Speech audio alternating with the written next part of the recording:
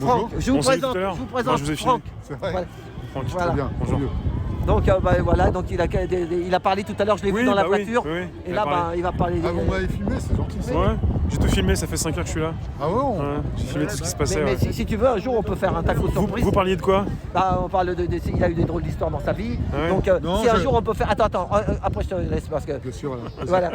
Moi, je suis taxi. On fait le jeudi, on fait un taco. Tu regarderas, tu fais taco surprise. T-A-K-O, taco, un T-A-K-O surprise. D'accord. Taco surprise. Et on a un invité.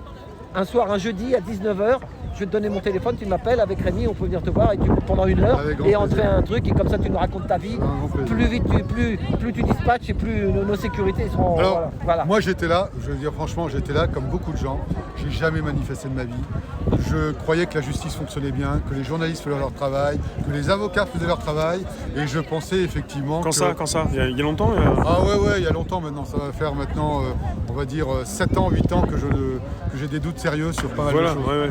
Bah, tout simplement par rapport à l'affaire dont j'ai parlé tout à l'heure, quand je me suis constitué en tant que partie civile contre Jean-Claude Juncker, les ennuis ont commencé, mais en fait les ennuis ont commencé bien avant, puisque cette affaire a eu lieu déjà depuis 2004 et que j'étais suivi, entre guillemets, que j'étais écouté, que j'étais observé en tout cas depuis donc 2004, puisqu'il savait que j'étais potentiellement un homme qui aurait pu faire des révélations que j'ai faites. D'ailleurs, c'est la vidéo que j'ai faite sur YouTube avec la voix de Portici. Ça veut dire qu'il vous connaissait déjà pour penser Révélation que vous... fracassante d'un lanceur d'alerte qui Oui. disait qu'en réalité Juncker était un gros escroc criminel, et je le D'accord. répète, et qui disait également qu'en fait on parlait de LuxLeaks, on parlait de pas mal de choses, et qu'on aurait mieux fait de parler de Juncker en particulier, puisque ce monsieur a détourné une famille, l'argent d'une famille privée. Pas que ce monsieur d'ailleurs, hein, je parle du grand-duc de Luxembourg dans cette affaire, je parle également de François Bilgen qui est toujours président, quand même président d'une cour à la CJUE, donc c'est la Cour de justice de l'Union européenne. Ce monsieur est président d'une cour de la 7e chambre, je crois, correctionnelle,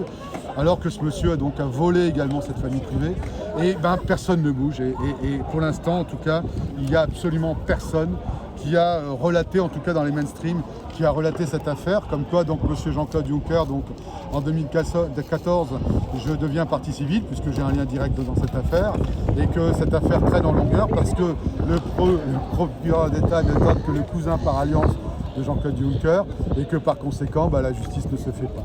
En 2019, on juge de l'irrecevabilité, je fais appel de cette justice, mais on devait me faire voir le dossier et on ne me fait rien voir, mis à part des plaintes. Et donc on voit même que la justice non seulement ne fait pas son travail, mais elle enlève des documents qui permettent d'inculper le Juncker pour non seulement des détournements, on va le raconter quand même, mais derrière il y a eu plus que des détournements, il y a eu quand même des suicides plus que suspects, des gens ayant des situations plus que suspectes. Je dis souvent, alors je vais le répéter quand même, puisqu'entre tout ce que j'ai compté aujourd'hui, directement ou indirectement, il y a eu 4 morts, et rien ne bouge. Voilà. Donc je suis là parce que, pas du tout par rapport à cette affaire, on m'a demandé de m'exprimer sur ça, donc je m'exprime pour ça, c'est ce qui a fait que j'ai pris conscience qu'il n'y avait rien.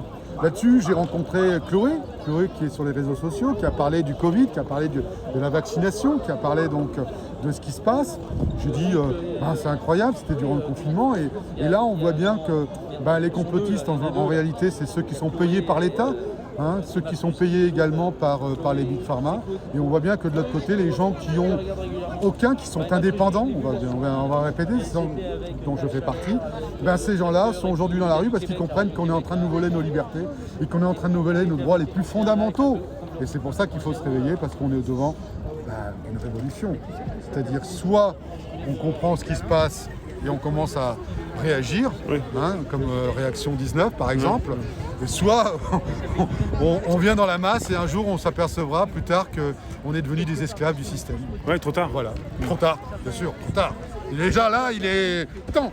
Et donc, je suis là juste parce qu'on est en train de vivre, là, les gens qui sont là, on est en train de vivre la révolution. Là, on est dedans. On a dit que ça allait mal, qu'il allait y avoir la guerre, on a dit tout ça, on l'a dit. Mais là, on est vraiment dans la réalité. Mais il faut arrêter les portables, il faut arrêter les ordinateurs, bien sûr, ça sert. Hein. Oui, mais Ouais. pour vous, il faut être là. ouais.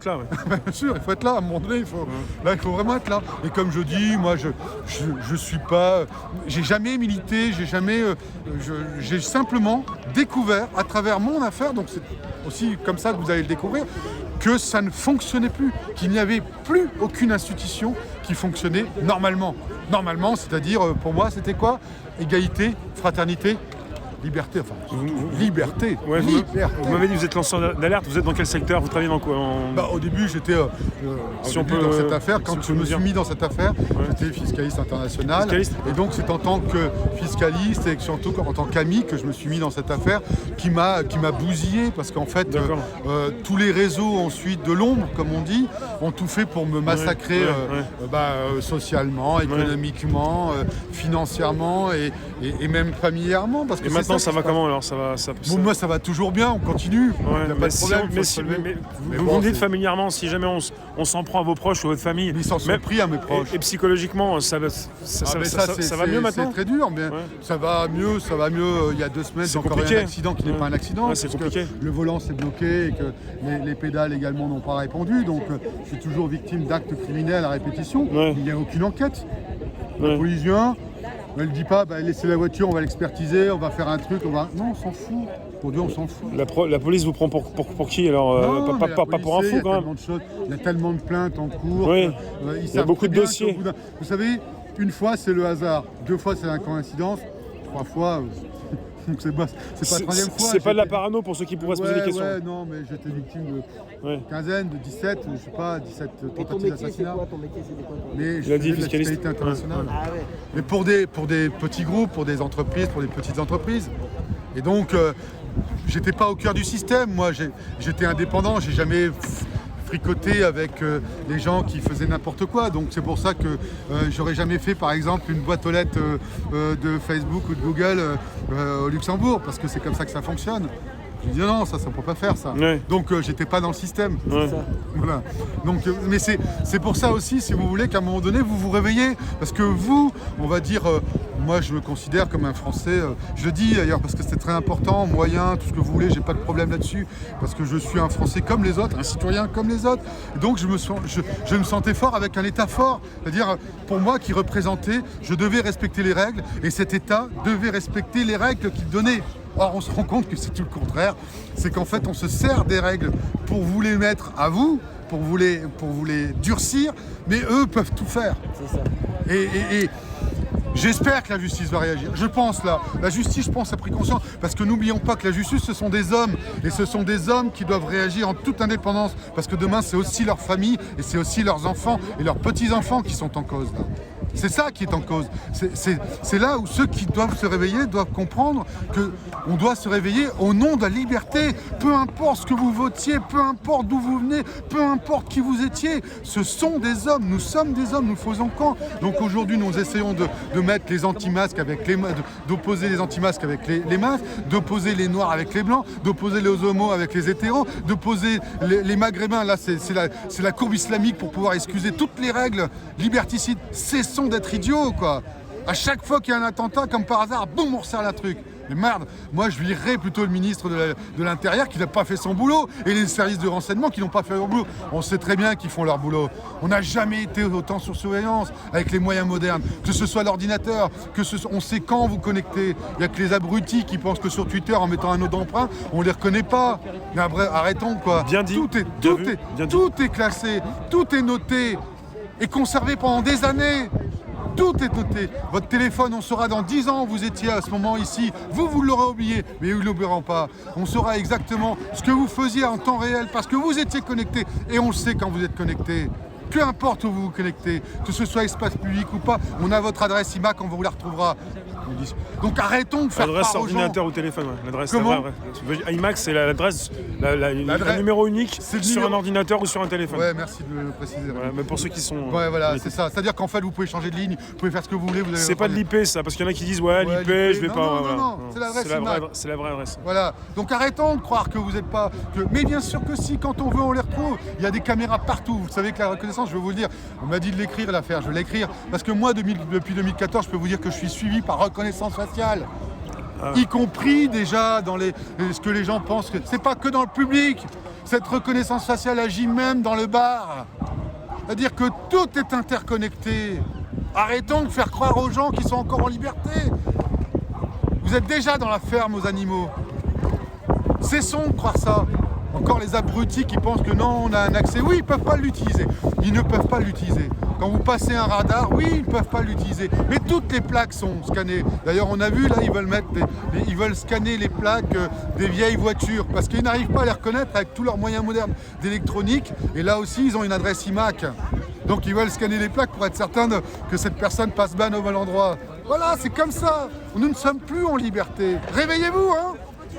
Merci. Non, je suis juste de bon sens. Non, mais je vous remercie pour la parole, ce que vous venez de me dire. C'est important. Évidemment, réveillez-vous. Parce que là, les gens ne comprennent pas. Oh, bah ouais. Non, et on est déjà dans la justification sociale. C'est-à-dire, vous êtes un bon mulet, on ne vous fera pas embêter. Vous commencez à manifester, on va vous fracher partout. Et j'ai donné un exemple tout à l'heure, alors on va me dire, ouais, je m'en fous. J'ai donné un exemple, on en est là. Un jour, il y avait de l'argent sur le compte, je prends de l'essence. On m'a bloqué ma carte d'essence parce que j'arrivais juste avant le mec arrivait. Tout était bloqué.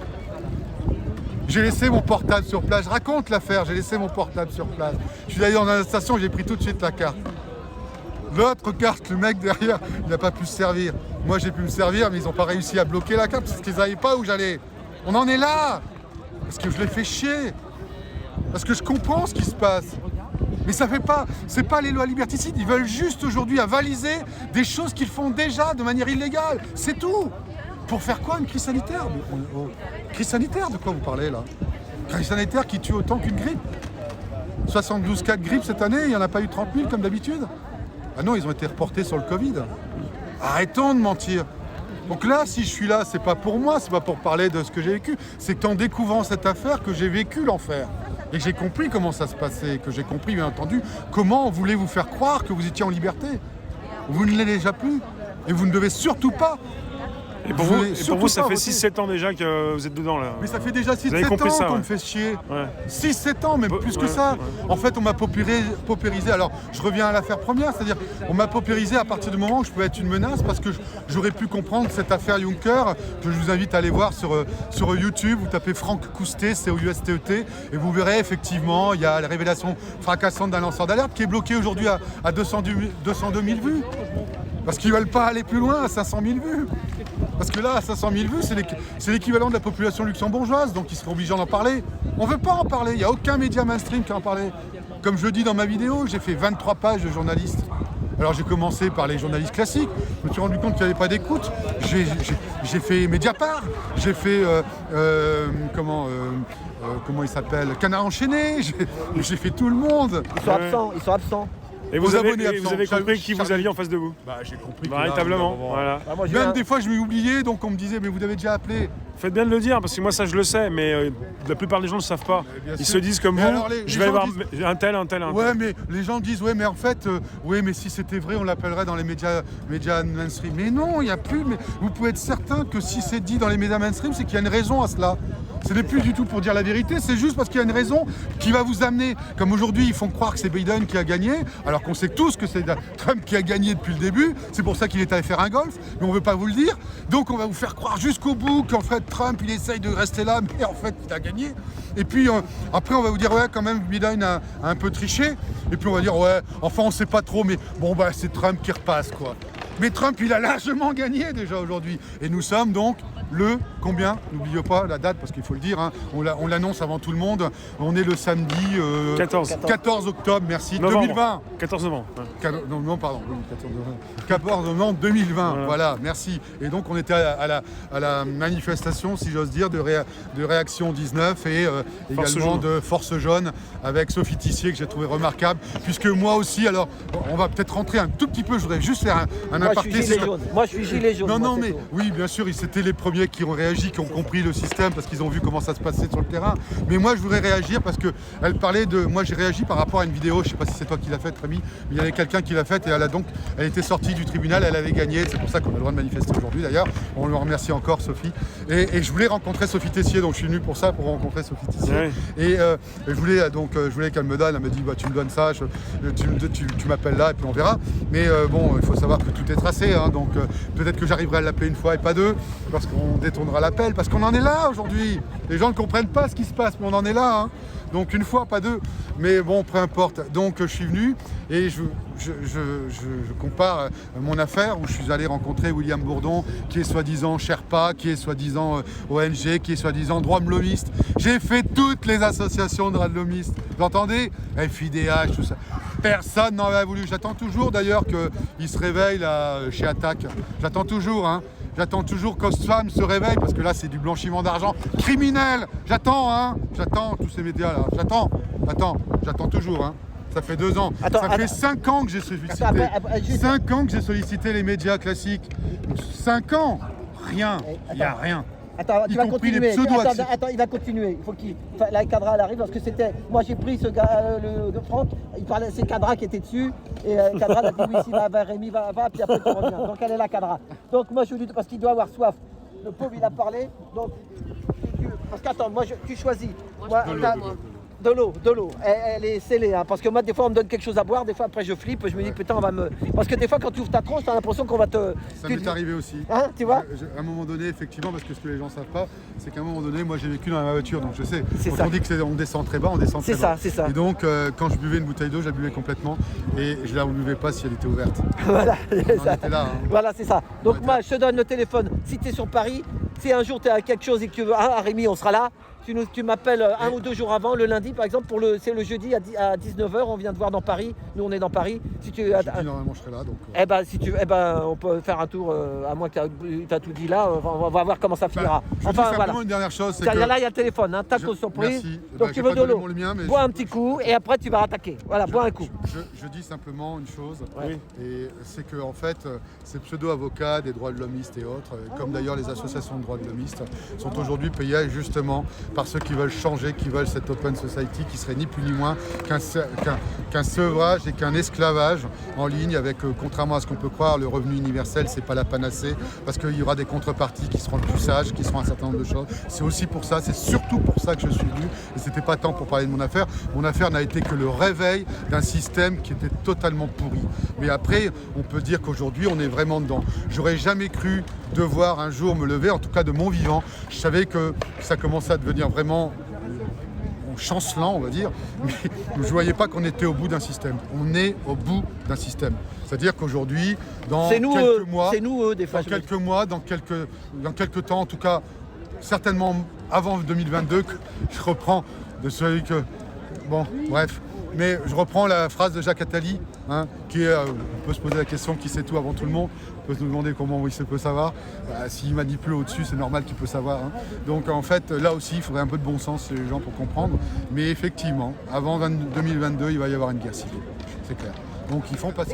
Pourquoi il y en a qui disent... Non, il n'y aura pas de guerre civile. Parce que souvent ils disent après qu'est-ce qu'ils veulent faire. Des fois il y en a qui disent ils veulent la guerre civile. J'ai déjà entendu ça, plein de gens, mais je comprends pas pourquoi on me dit ça. Moi je suis pacifiste. Mais pourquoi ils ne comprennent pas. Voilà, explique-moi alors. Pourquoi... C'est qu'on est au bout d'un système, c'est-à-dire qu'il ne va plus y avoir d'argent. Donc les Français vont sortir dans la rue. Aujourd'hui on est dans un système de papier. C'est gentil, merci Alain. Aujourd'hui on est dans un système, et ça il faut le comprendre. C'est-à-dire qu'en fait, tout le système, toute la perversion du système, c'est quand on a négocié avec la Fed. Les gens pensent que c'est uniquement local, que c'est régional ou que c'est national. C'est mondial, c'est pour ça qu'on met le masque. Et d'ailleurs, il y a une autre signification au masque, c'est derrière la Chine, c'est derrière... voilà. En fait, c'est ferme ta gueule, quoi. Et en fait, le Covid n'est qu'un déclencheur de ce masque. Le Covid a été un acte qui permettait à tous les mondialistes de pouvoir se réunir.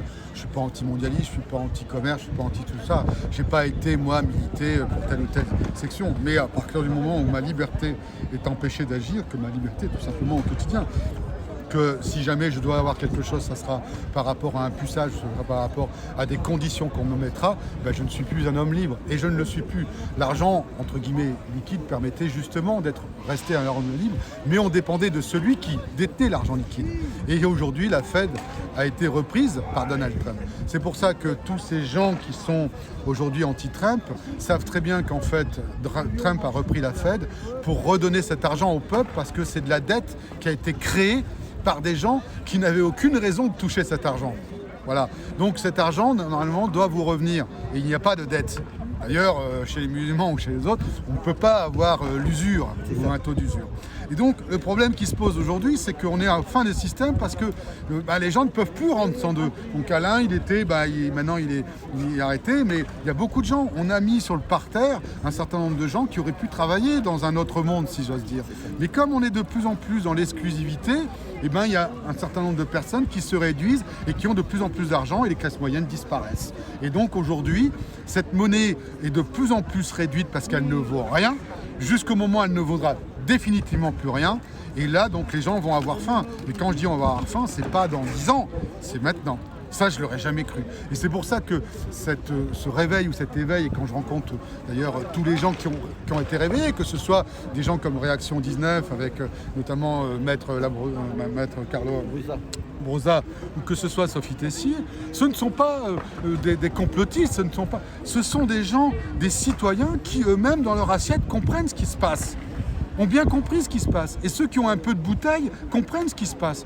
On n'aurait jamais pu faire passer des lois comme ça il y a ne serait-ce que 15 ans. Les gens auraient eu une réaction, mais là ils sont sur le net. Donc ils pensent qu'aller sur le net, faire un like ou dire c'est pas bon, puis critiquer, ils pensent que ça suffit à dire je tiens compte de ton avis, mais on n'en a rien à foutre de ton avis sur le net. Tant que tu descendras pas dans la rue et que tu diras pas non ça suffit, maintenant on veut plus, il n'y aura rien, ça se passera pas. Voilà, c'est ça le souci. Et le problème aujourd'hui, c'est qu'il y a très peu de gens qui sont encore, parce qu'on passe pour des gens qui sont en dehors de la norme. On passe pour des gens qui sont anti-système. Moi, quand j'ai vu, par exemple, Chloé Framery, pour pas la nommer, au mois de mars, quand elle a parlé de Covid, oui, bien sûr qu'on va vous pucer. Bien sûr qu'on veut une identification. On vous fait croire que c'est pas vrai du tout. Non, c'est un simple vaccin. Professeur Raoult qui t'attaquait parce qu'ils n'ont pas d'autre moyen que d'attaquer les gens qui disent la vérité. Parce que attaquer, ça veut dire mettre les gens en soupçon. Et donc, quelque part, pour les bien-pensants, c'est-à-dire ceux qui vont aller dans la masse, on va les faire croire qu'on peut aller dans la masse et qu'il leur arrivera rien. Mais encore une fois, il ne leur arrivera rien tant qu'ils restent dans le système et qu'ils sont des bons toutous de consommateurs et de producteurs. Et rien d'autre, et qui ne pensent pas. Alors que l'être humain est autre chose que ça. Il est d'abord spirituel, il est d'abord humain, il est solidaire, c'est une race. Et on est unique, on est un. Répétons-le. N'allons pas dans ces thèses, alors pour le tout complotiste, qui est des attentats multiples pour commencer à faire des lois à la con. Je pense qu'il y en a suffisamment, même il faut les enlever. Et il y a surtout un travail de ceux qui ne font pas leur travail, ou qui font semblant de ne pas faire leur travail. Et là, il faudra vraiment que ces gens-là rendent des comptes. Nuremberg du sanitaire, pourquoi pas? Je pense qu'à un moment donné, il faudra y arriver. Merci Franck. De rien. Merci beaucoup. À bientôt. À bientôt.